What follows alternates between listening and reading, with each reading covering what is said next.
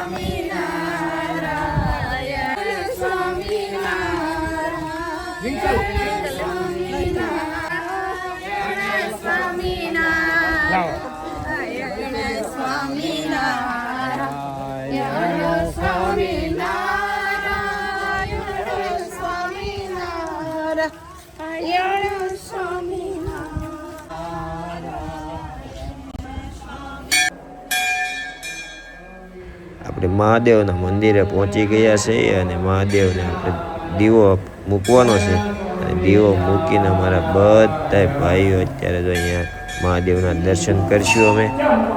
અત્યારે જો આપણે અહીંયા દીવો મૂકી દીધો છે અને ભોળાનાથના હવે દર્શન કરવાના છે આપણે બધા મિત્રોને। તમે પણ દર્શન કરી લેજો મિત્રો। હર હર મહાદેવ। ને અહીંયા પાર્વતી મૈયા બેઠા છે અને મહાદેવનું છે અને અમારા બધા ઘરના સભ્યો જ્યારે મહાદેવના દર્શન કરી રહ્યા છીએ। તમે પણ સાથે દર્શન કરી લેજો। અને મંદિર એક બહુ મસ્ત વિશાળમાં પથરાયેલું છે તાપી મૈયાના કિનારા ઉપર અને કઠોર ગામ લીમડેશ્વર મહાદેવ મંદિર છે અને ત્યાં યોગેશ્વર ભગવાન બધા અહીંયા સ્થાપિત છે। તો એકવાર જરૂરથી તમે પણ મિત્રો અહીંયા દર્શન કરવા પધારજો।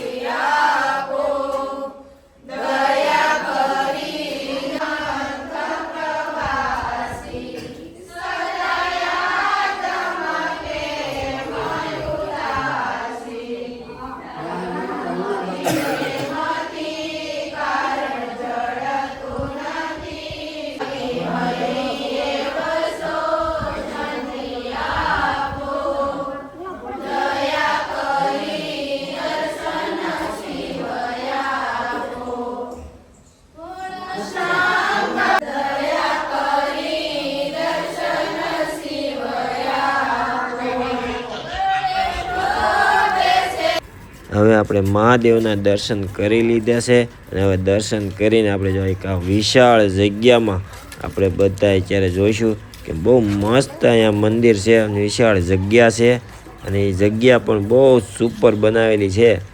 અને ત્યાર પછી આપણે હવે જવાનું છે હનુમાનજી મહારાજને ત્યાં અને હવે જો અહીંયા હનુમાનજી મહારાજ સ્થાપિત છે અને તેના હવે આપણે દર્શન કરશું। અહીંયા રામ લક્ષ્મણ સીતા પણ અહીંયા આવેલા હતા તેની સાથે હનુમાનજી મહારાજના આપણે દર્શન કરી લઈએ। અને અમે બધા સભ્યો તો અત્યારે અહીંયા હનુમાનજી મહારાજના મંદિરે બધાએ દર્શન કરી રહ્યા છીએ અને ત્યાર પછી અમે બધા સભ્યો અહીંયા 5 મિનિટ બેઠા અને ધૂન કીર્તન કર્યા હતા।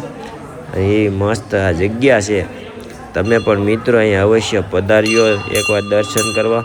કઠોર ગામ લીમડેશ્વર મહાદેવ મંદિર છે અને એવી વિશાળ જગ્યામાં મંદિર છે ને ત્યાં અત્યારે અહીંયા તાપી મૈયાના કિનારા ઉપર આ મંદિર સ્થાપિત છે। તો સૌ મિત્રો જરૂરથી આ મંદિર ઉપર એકવાર મુલાકાત લેજો અને અમારી ચેનલને આવા જ વિડીયો જોવા માટે સબસ્ક્રાઈબ કરી લેજો, ફોલો કરજો. જય મહાદેવ.